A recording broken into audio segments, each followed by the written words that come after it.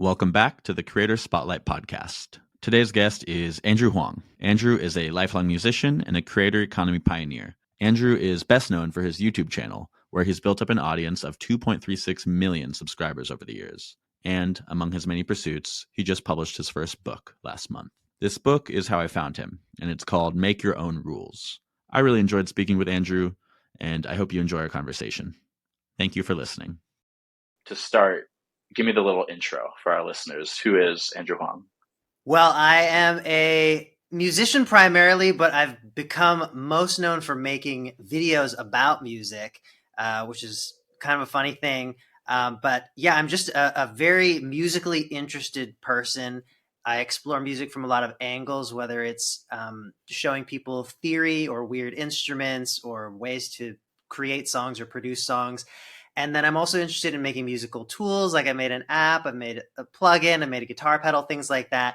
I write a lot of my own stuff. I write with other people, occasionally produce for other people. So, and I produce for commercials sometimes. So, big mix of different musical creative stuff. And YouTube is sort of something that I started to take advantage of pretty early on in the grand scheme of things as a way to build my brand and get my ideas out there, and it ended up taking off. So that's sort of the main thing that I am now, I think, to a lot of people, is a musical YouTube creator. Yeah, no, I was talking to a friend too about I'm interviewing this guy. And he was like, oh, I've heard of him. I love his educational content. This is a friend who like makes music with synths as a hobby and stuff. He was like, every time I look up a new synth, Andrew has the video that teaches me how to use it or whatever. But yeah, so one thing that I'm personally really interested in is just like the concept of what is a creator. As I've come into the editorship of Creator Spotlight, it's a question I have an answer to, but like am constantly grappling with. I'd love to hear how you define the word creator, and then I'll share mine and we can talk about it. Yeah, I guess it's a catch-all in a lot of ways to me. I don't know if I have a particularly concrete definition of it, but it feels to me like it's as broad as just encapsulating anybody who might be posting something that they've made online. Certainly, it could apply to offline people as well, but I think it's just become that phrase that we've needed as everything has started to be on the internet. It's differentiates itself, I guess, from a company that is creating and posting things. But yeah, I mean, there's so many like overlaps with, for instance, the term influencer, let's say, which might not apply to all creators, or different people might think that it applies to different people. And then, I could also just as easily call myself a musician who puts some things online.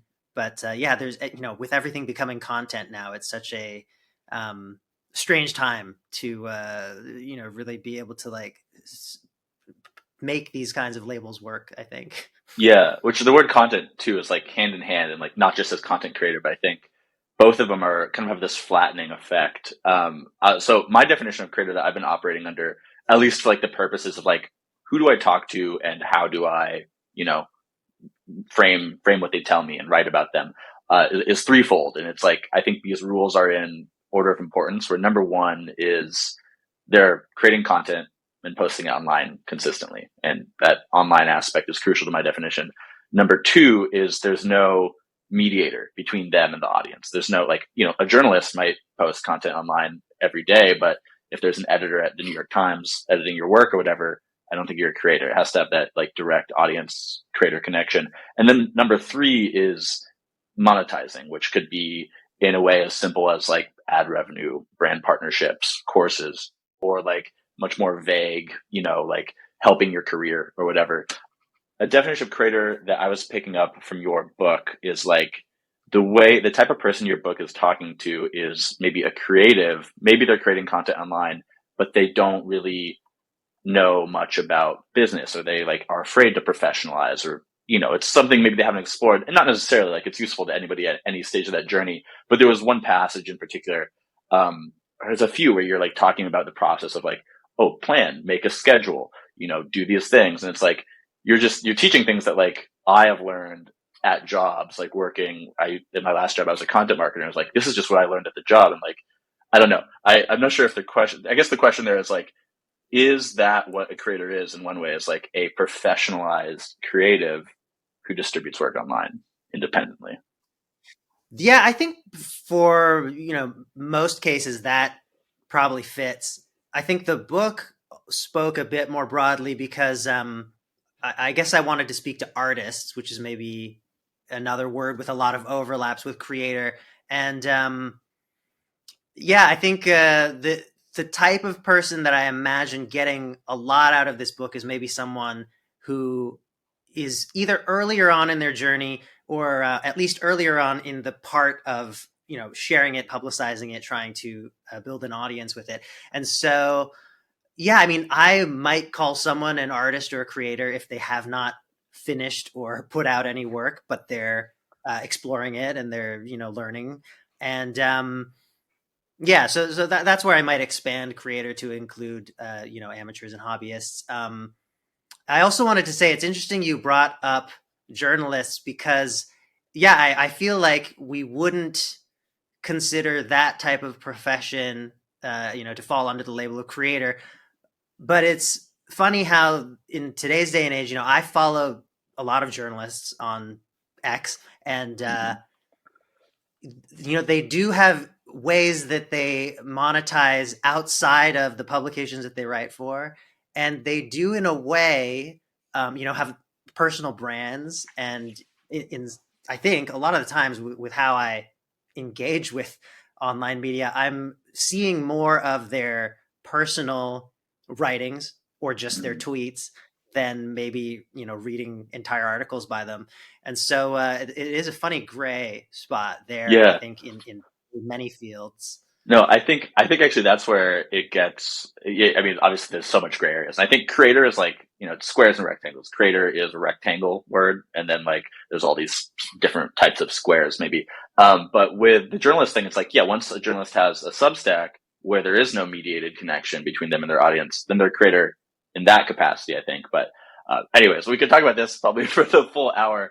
I do want to get into your work for a little bit. Your audience. You have like 2.3 million followers on YouTube and about 3 million total across platforms. And I think one thing that's really notable about you is like you really stick to YouTube for the most part. Like your other platform, you talk about this in the book, how you started doing some TikTok stuff, but like it was much more trouble than it's worth and kind of sucked and, another algorithm to chain yourself to in whatever way.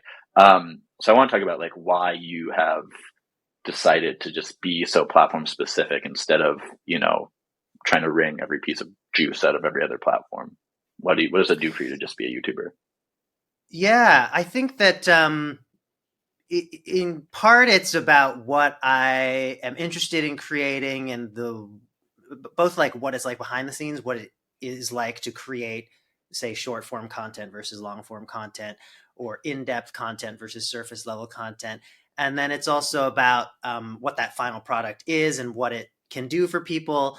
Um, in some ways, it maybe is about the monetization possibilities as well, although that is sort of uh, a nice byproduct that it is maybe more profitable to be on YouTube for the same amount of work, let's say, to kind of simplify things. But I was interested in doing YouTube before I knew how all of this stuff would be able to be monetized, and I think another part of it is just that I realized, and I remember very clearly when I had this realization. It was actually a friend of mine, Ariel Bissett, who has a YouTube channel about literature and authors and books. Um, and I can't remember which platform it was, but she was basically saying like, you don't have to be on every platform. And at the time, I was a few years earlier in my creator career, and I was thinking like, well, you got to be firing on all cylinders, like if a new platform is really popping, it makes so much sense to be on there. You'll reach new people. There will be less competition in the early days, all that kind of stuff. And then it was so kind of shocking and simple for her to say that she's just so fine to commit to some platforms and like block others from her life. And I felt like that just made a lot of sense. And it's I think, very true that you can have advantages by spreading yourself out on a lot of platforms, but also, of course, with finite time and resources, maybe it's better to put what you have into more of a focal point. Yeah, no, that makes sense. Um, Another thing on like kind of your long-term content journey is, and you talk about this in the book, how you used to really just focus on more entertainment and like, songs to wear pants to, these commissions, etc. And then now you've really come around to the education, and that is what brings you, a lot of joy and such. Um, and I think like I really respect that, and like obviously you're a really talented person who has so much to share and all this experience to stand on. I do think though that like courses as a creator channel or like monetization channel are kind of used and abused by a lot of people. And again, not by you, but I don't know. I guess like if you have any opinions on like when should a creator not like try to monetize through a course, or like for somebody who's out there, navigating this world of courses, like what do you look out for? Like, I don't know. It's just such a fraught thing that you do well, but and you offer so much free education on your YouTube too. But I don't know. It's just like a thorny genre of creator monetization. Do you have any thoughts on that? It's a great question. I think that when I'm looking for courses that I might take, and I've done a handful of online courses, I definitely look at the creator and the platform a bit. That some platforms feel like they have a bit of curation that hopefully means that their courses are of higher quality. But definitely the courses I've taken, I think, have all been from creators who are quite well known or that I have followed for a long time. And I do get advertised these courses from random people who I don't know anything about. And, if I do a little bit of digging, it doesn't seem to turn up much. I feel like that is sort of a red flag. Um, I look at very salesy funnels as a red flag. I feel like it should be possible for someone's work and credentials to speak for themselves, and hopefully they are also a good communicator, because doing an online course may be something different from what their primary focus or talent is. But yeah, I think those are some of the ways that I would kind of suss out whether I think something would be of value.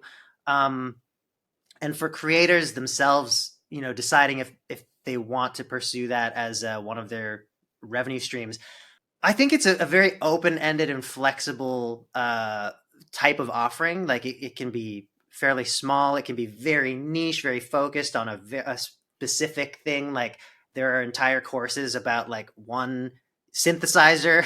I've done some of those. And then there's also like my courses are very broad, learn how to write and record and produce your own original music kind of thing.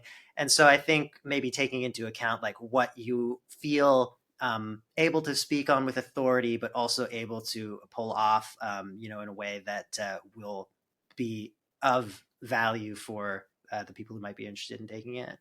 Yeah. When did you start offering courses? Like, because I mean, I peg you as like starting kind of your creator career. Let's say when you were like 19, right? I think that's how you place it in the book when you started doing the eBay stuff. So, like, how long did you wait before? And I guess like earlier on, like back in your eBay days, there wasn't such course infrastructure as there is now. But yeah, when did you? At what point in your journey did you start feeling like it was time to do courses? And do you think it was like you could have done it earlier? Or yeah, why then? I think I could have done it earlier. I was definitely thinking about it for maybe 3 to 5 years before I had the opportunity to do one. And I had always thought that it would be possible and it would be a great thing because of the type of creator I am, where I'm already focused on educational material. And it was just something that I knew would be such a large project that I couldn't uh, set aside enough time to do it on my own. And so I was very lucky that at this startup called nowstudio.com, at the time it was called Monthly, um, I had a big fan who was one of the founders of this startup, and he reached out and he was like, "We want you to be one of our first courses and to be our first music course." so that came with a lot of support from them, in terms of like knowing how to structure a course well, in terms of being able to advertise it. And they also gave me an advance, which made me feel comfortable to like take a few months off to really focus on making the course. So I don't know if or when it would have happened without that stroke of fortune. Um, and I will say it was a huge help. I think that creating a course, even for someone like me who has done educational content, creating a course and knowing how to structure it, and how to lead students through it and pace it well, and what information they'll need and what additional resources you can provide, all of that stuff, and all of the like promotional side of things and the whole platform, the web page, all this stuff is a lot to take on for an independent creator. So it was amazing to be able to have the help of a platform like that. So in the book, you talk a bit about the idea of like just doing it, right? And personally, I kind of believe that there's so much advice to be given and all the things, but like it really just comes down to like figuring out a starting point and then just going and not stopping. And like in the going, you learn the specific things. So I don't know. I'd love to talk for you to talk, and you're also like such an ideas guy, and you talk about how like you're talented at coming up with ideas, and you had your 10 ideas a day thing, etc. So I don't know. I'm curious about just how you would suggest people just get started, because I think so many people have that fear of getting started. Again, something you talk about. I don't know if somebody's afraid of just starting, what do they do? Yeah, I think yeah, definitely starting no matter what is the key, and you will just find what is right for you as you try things and find the things that are wrong. So almost any starting point will give you some information about the path that you could be taking. Um, and I would also say that that fear or sense of uncomfortableness is actually a great sign. This is something that it occurred to me later. I should have included in the book. I feel like this is a point that I love making, which is that when you're uncomfortable with something, it usually means that there's something in there that you should be doing. Like that's why you're uncomfortable about it. Like if you know that you can nail something, or if you already know that it's not right for you, that's not uncomfortable. You know, you're sure of that. And so when you have that uneasiness where like, oh, I want to do this, but I might fail, or like all those kinds of things, that's like almost like a good thing, because that's like a beacon for you to say, oh, I should be, moving in that direction. Um, and I find that true of, both large and small, like from day to day, the thing that I most dread doing, whatever it is on my to-do list, is usually the most important one. And so I really think you can like extrapolate that out to the larger, like directional, existential questions of your life. Yeah, I want to talk about the idea of like working in different mediums for a second. And we were talking about that earlier with like, you pretty much stick to YouTube and don't, like sap your time working on other platforms. But the book is like such a different thing. And I think even the idea of writing a book of somebody who creates content on the internet, writing a book about creating content on the internet where things change all the time and, the goalposts are always moving, etc., is kind of a funny idea, right? Because it's like in 10 years, will the things you talk about still be relevant? And obviously they will, because you're not talking about like platform rules. You're talking about creating and like making applying business practices to being a creative and a creator. Yeah, I want to talk about just like what kind of challenge it was for you writing the book, and like how long did it take? Were you writing it? Did you have a ghostwriter, like, or just an editor? Just the process of writing the book and like the challenges that were unique to that. Yeah. I have wanted to write a book for a long time, because I have felt like many of my ideas could be expressed better like this than, in the usual ways that I create. Um, and it was again a situation where I was so lucky. I had a fan at Simon and Schuster, and she reached out and asked if I'd be interested in writing anything. And as we talked, this concept sort of materialized of my book, Make Your Own Rules, which kind of uses my life as it tells my story in a way where I can pull lessons out for people that are hopefully much more broadly applicable. And it was a goal of mine to make it more timeless than just like here's how to be good at YouTube, here's how to be good at Instagram, because I have seen enough of those kinds of books where the information is just out of date in 5 years, or maybe even by the time it's printed. And I felt that I had a lot to share that was, um, it was really just about media. It was about reaching people. It was about, um, your relationship with yourself as an artist. Mm. These kinds of things that I think are much more timeless. And yeah, the book itself took about 2 years from that first conversation with this editor at Simon and Schuster until it came out. And it wasn't, writing the whole time. It was kind of fits and bursts. And it was me writing everything, but my editor was amazing for being able to help organize my thoughts and structure things, and you know understand when a reader might not be understanding the context I was trying to set up, or might where a prompt might be useful to get the reader more engaged in thinking about how the material could apply to their own life. And then I think it was especially because this person, Natasha, had been a fan of mine for a few years, that she really knew my work. And I could tell from also speaking with some other people who were involved in the process at Simon and Schuster, people who were just like, oh yeah, I work at Simon and Schuster. I help with a bunch of books all the time. These people didn't know me at all. And their input, while it was, helpful, it was much more surface level. And so I think it made a huge difference having this, again, lucky situation where someone who knew my work intimately was able to help kind of like walk me through how to share about it and myself on a deeper level.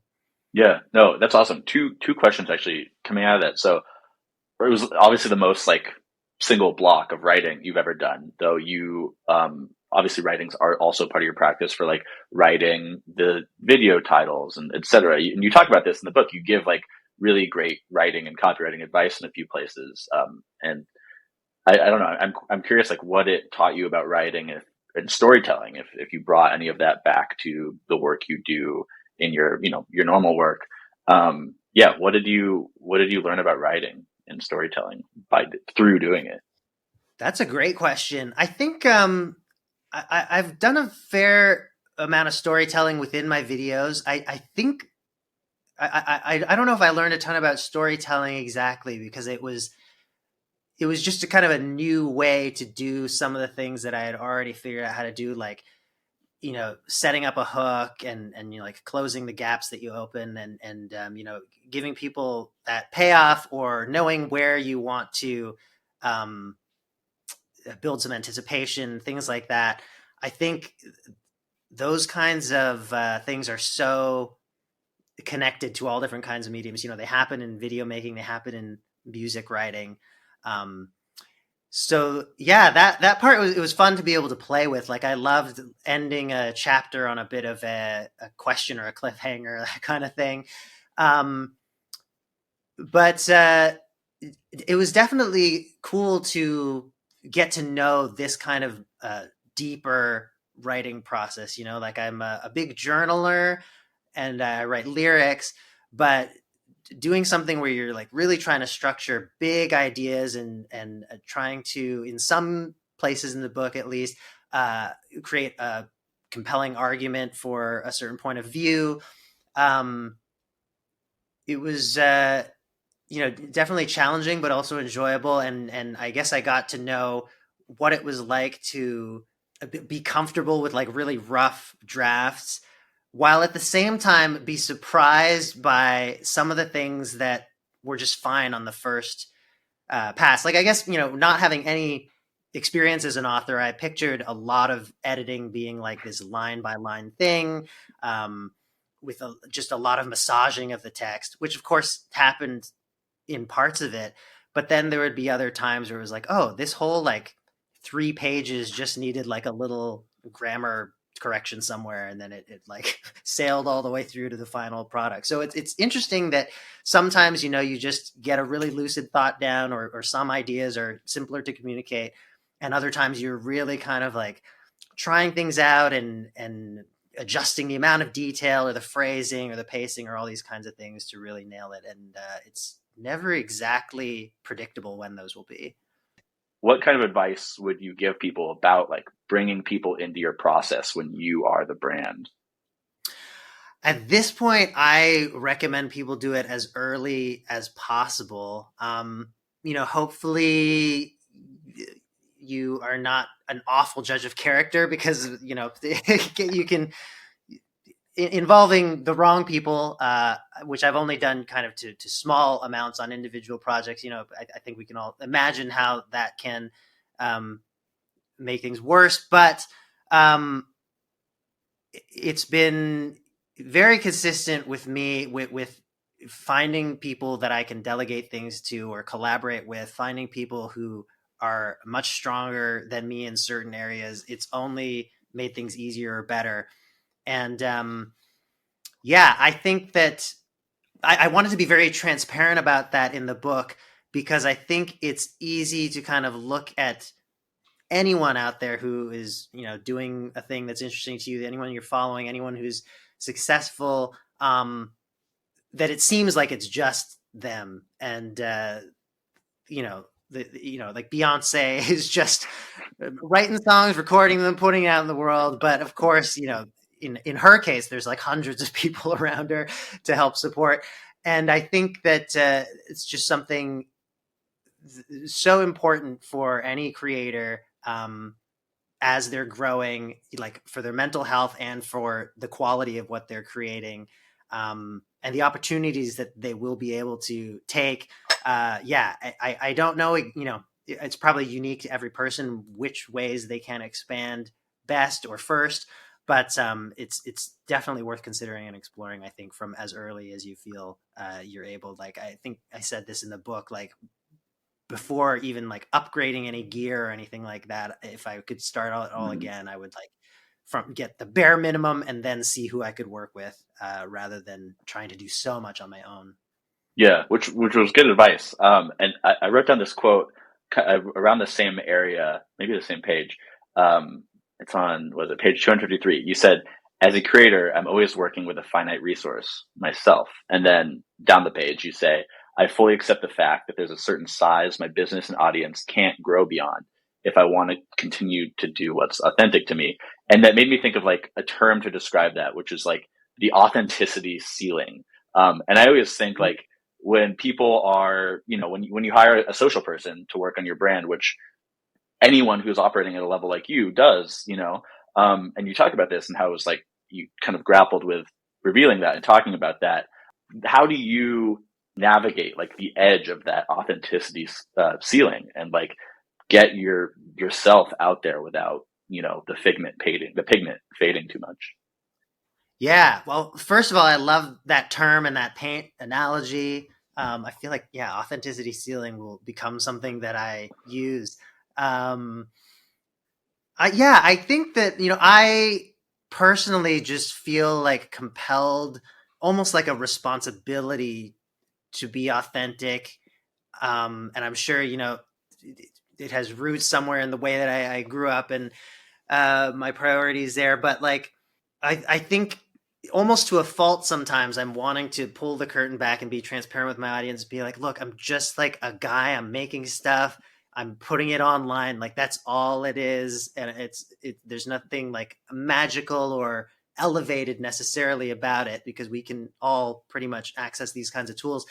um and so I think for me, I just get this kind of like, what's the word? I'm like repelled by the idea of certain kinds of, I don't know, expansion, I guess, certain ways that maybe I could, have someone else write a bunch of my posts or my music or video scripts or something for me. I think there's areas of those things where help is possible, but if it ends up that, I'm not the one kind of taking the lead or it just ends up feeling to me like, I guess a big part of it is it just feels less fun. It feels like, well, I'm almost just doing like the work parts of it. I mean, maybe it's nice that I get the credit or whatever, but Mhm. I'm also just gonna like walk in, read the script, and then leave. But for me, the process is so important. Like, I want to be figuring out the video pacing. I want to be figuring out like the wording of the idea that I'm going to communicate. I obviously love writing music, and I want to write my own music rather than be able to put out twice as many songs because I hired someone to also write songs for me.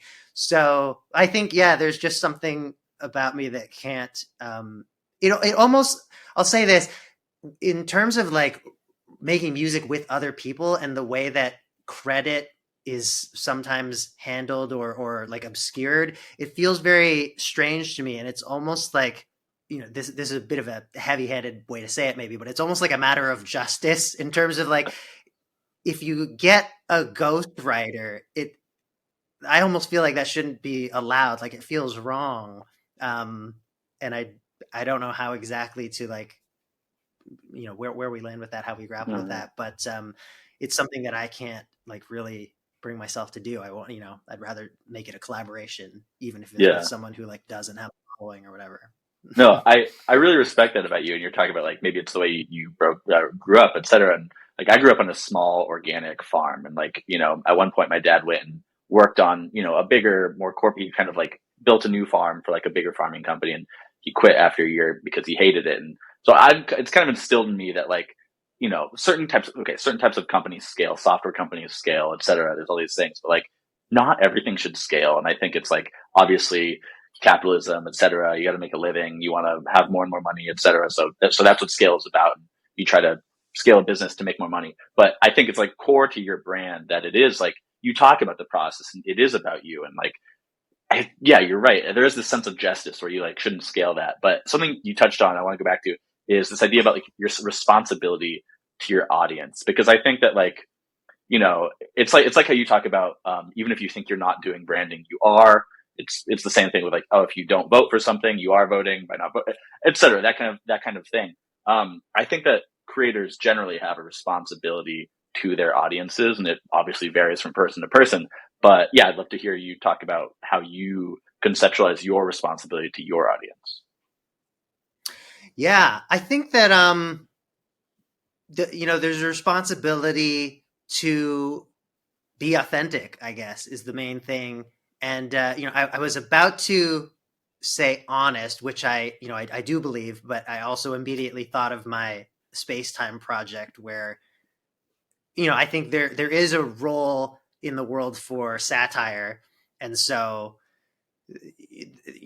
again, we're in kind of another gray area where maybe like a work is meant to you take on a character, or you deliberately push against a line because that is the most effective way you feel you can make a statement, these kinds of things. um, but yeah, I think there's a responsibility for honesty and authenticity. I mean, like, for instance, disclosing sponsored relationships. um, I think that as I have, been online for 20 years and posted a whole variety of things, I've started to feel a responsibility to be positive, um, which I think some people kind of like associate that with my brand.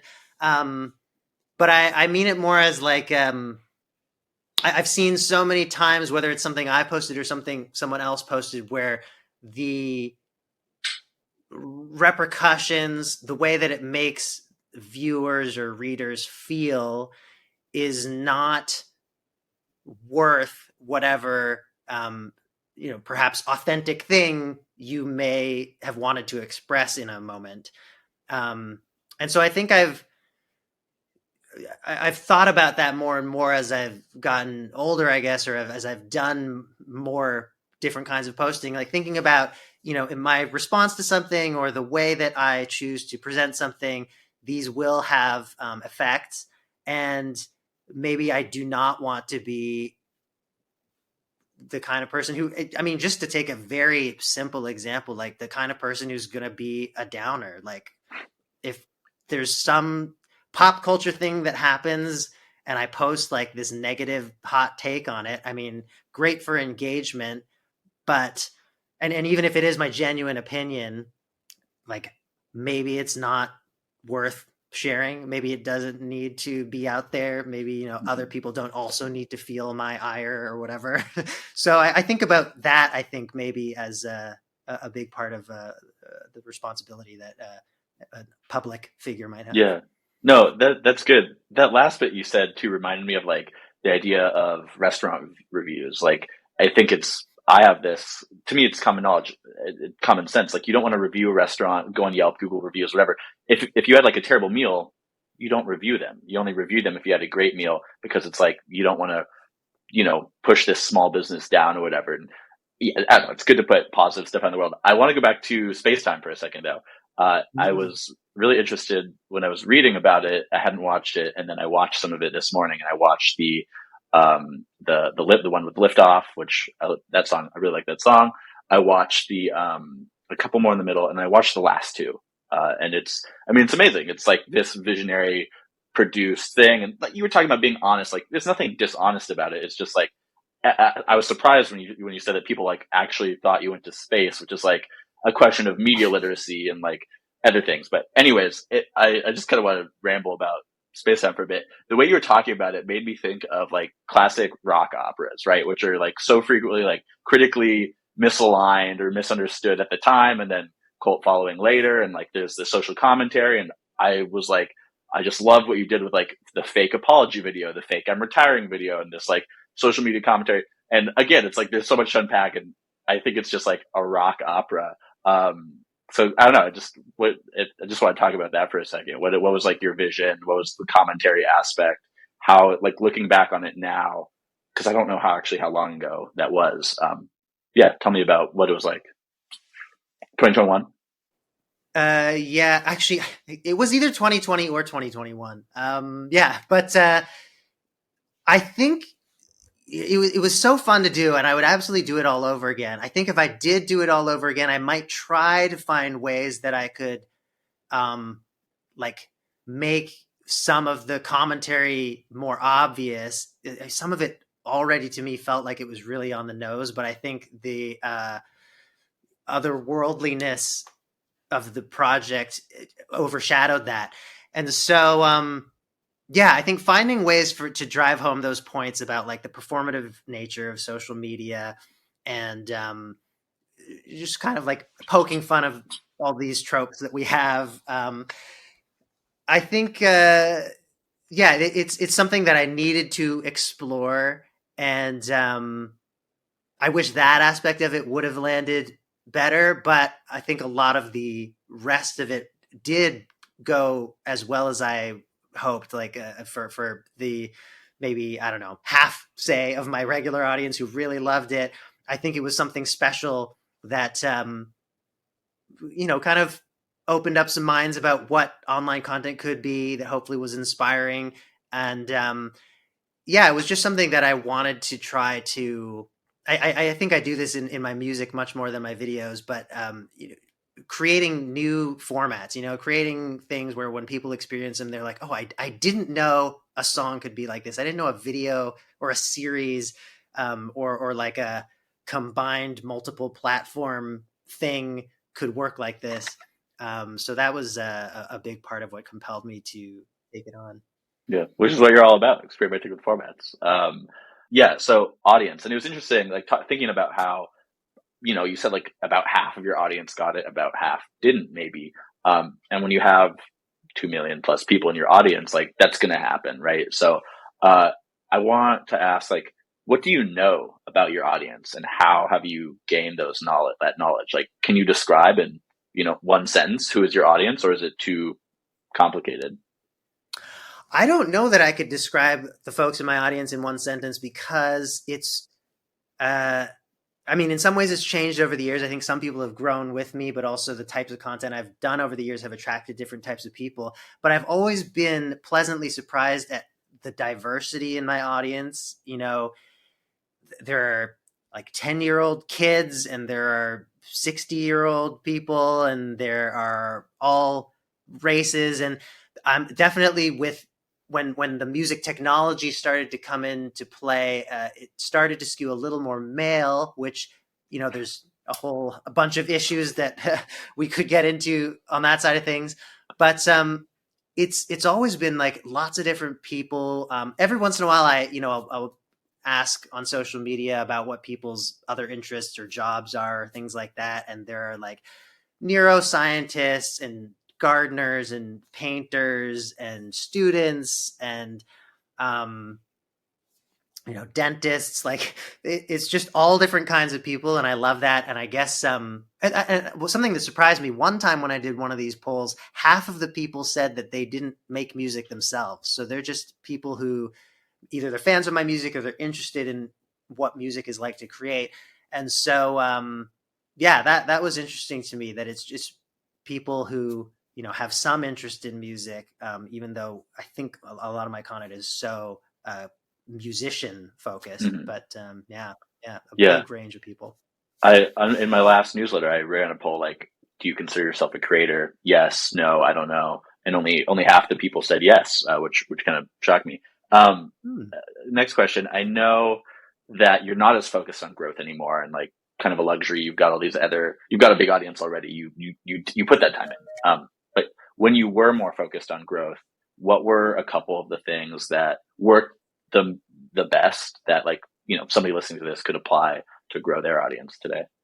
I think I would say earlier on, you throw a lot of things out there, try many different formats, any different thing that you can think of that you feel interested to create. And that will show you what people respond to. And then you can, go further with the things that are driving a higher response. And then kind of from the flip side of that, after you've been posting for a while, looking back and seeing what's performed the best over time, because some things do have longer tails than others. And hopefully all of this is driven by what you're already interested and passionate about creating. I think sometimes when I talk about this, I get the sense that people feel it's about like only doing like the highly profitable, marketable, whatever things. And my perspective on it is more like, you've got your cloud of 1,000 cool things that you might want to do already, and what are the specific ones, or what are the ways that you can execute them that are going to be interesting for other people if growth is an aim of yours. And yeah, I guess another thing, a very simple, concrete tip, is just asking people to do whatever it is that you want to do, which, some people, like, simple example, you can like post your album art and be like, my song's out now. But it will be more effective if you're like, stream my song, here's the link, or, all those kinds of things. Ask people to follow, ask people to subscribe. I'm amazed still for myself how many times that works, where I get to the end of the video and I'm like, man, I really enjoy this. This is a brand new creator I've discovered. If they hadn't said subscribe, I would have completely forgotten. I would have clicked to something else and never seen them again. So yeah, just tell people what to do. you got to spell it out sometimes. Yeah. One thing I liked times. is I liked how you had the pie charts of the 6 seasons of kind of your income. And I'd love to hear a little bit more about like what this, if you're still in season 6, as it were, or if a new season is developing. What are you most excited about? What's most important in your income right now as a creator? I guess I'm still sort of in season 6, where the kind of bigger products that I've created, like my course and the plugin, those are doing really well. And I think, I'm definitely continuing with wanting to make more music tools.